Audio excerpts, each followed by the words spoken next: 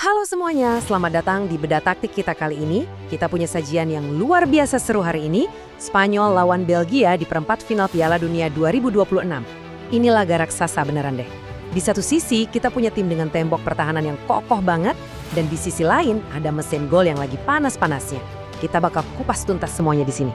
Nah, pertanyaan terbesarnya buat laga di Los Angeles ini adalah siapa yang bakal menang saat pertahanan absolut bentrok sama serangan yang nggak bisa dihentikan. Ini kayak paradoks taktik yang klasik banget ya kan? Ini bukan cuma sekedar adu taktik biasa, tapi adu filosofi murni di atas lapangan hijau.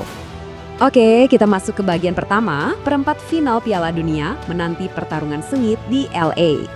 Coba deh kita flashback dikit gimana mereka bisa sampai ke LA. Kontras banget loh. Belgia asuhan Rudi Garcia ini lagi kesetanan.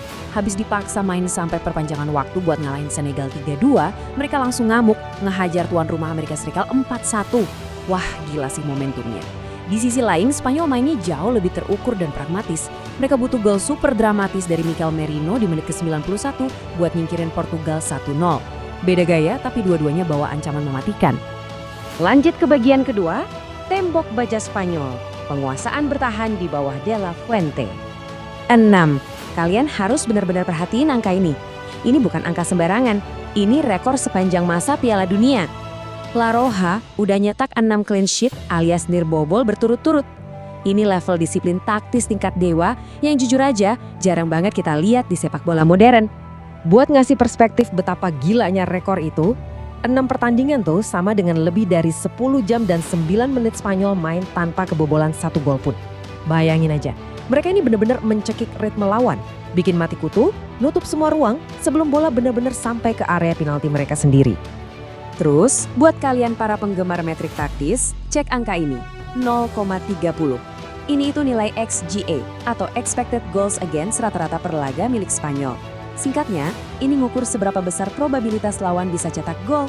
Dan tahu nggak, angka 0,30 ini adalah rekor terendah dari tim manapun di sejarah putaran final Piala Dunia versi Opta. Lawan benar-benar nggak dikasih napas buat bikin peluang yang berbahaya. Tapi jangan salah sangka, Spanyol bukan cuma soal parkir bus. Sistem mereka jalan berkat kecemerlangan individu. Di depan ada Lamine Yamal dengan 17 dribble sukses. Ini angka tertinggi buat pemain remaja sejak era Kylian Mbappe atau Jamal Musiala muda. Terus, daya ledak Yamal ini diimbangin sama ketenangan sang jenderal, Rodri. Dia udah nyatat 80 umpan membelah pertahanan atau line breaking passes. Itu rekor distribusi tertinggi pemain Spanyol sejak era emas Xavi dan Xabi Alonso tahun 2010. Kombinasi yang bikin transisi mereka mematikan. Sekarang masuk ke bagian ketiga, daya ledak serangan Belgia menemukan performa puncak di saat yang tepat. Kalau ada tim yang bisa ngehancurin tembok Spanyol, ya mungkin Belgia jawabannya. Statistik serangan mereka ini horor banget buat bek lawan. Rata-rata 21,4 tembakan per pertandingan. Total ada 107 tembakan cuma dalam 5 laga awal. Mereka secara harfiah ngehujani gawang lawan terus-terusan. Intensitas kayak gini tuh yang tertinggi kedua dalam sejarah mereka, cuma kalah dari skuad legendaris Belgia tahun 1970. Dengan conversion rate 12,1%, Spanyol for sure harus siap mental ngadepin badai ini. Dan kalau ngomongin gol Belgia, kita wajib bahas senjata rahasia mereka, Romelu Lukaku. Biarpun dia belakangan sering mulai dari bangku cadangan, efisiensinya sebagai super sub itu nggak ada obat. Dia udah nyatak 3 gol sebagai pemain pengganti di pertandingan berturut-turut. Rekor ini nyamain pencapaian nasional Mark Wilmots. Pas pertahanan lawan udah mulai ngos-ngosan, masuk deh si Lukaku buat ngabisin mereka. Dan kalau ditarik ke sejarah, ini yang bikin makin merinding. Dengan 3 gol cadangan itu, Lukaku sekarang cuma butuh 1 gol lagi buat nyamain rekor abadi Piala Dunia milik legenda Kamerun, Roger Milla.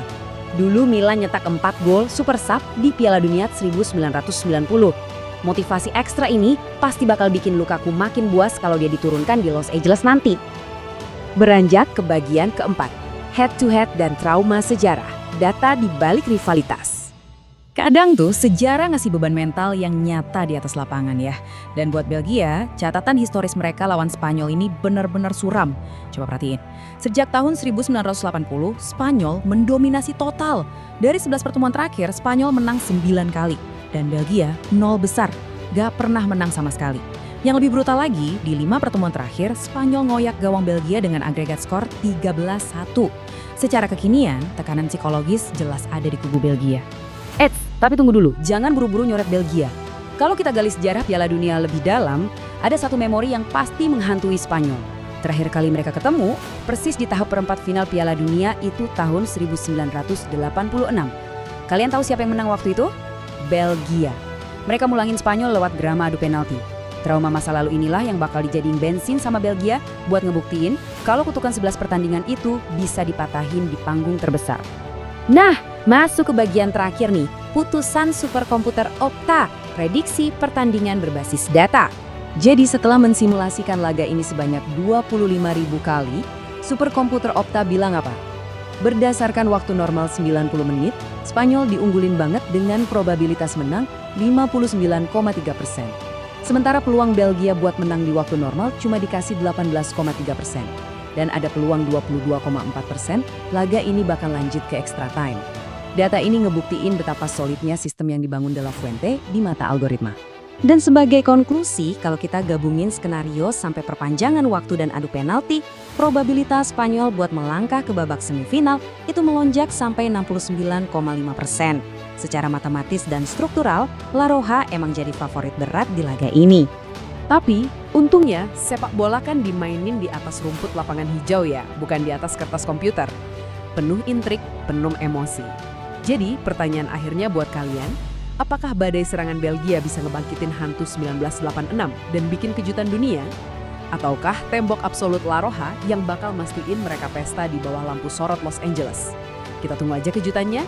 Makasih banyak udah ngikutin bedah taktik kali ini. Sampai jumpa dan enjoy the match.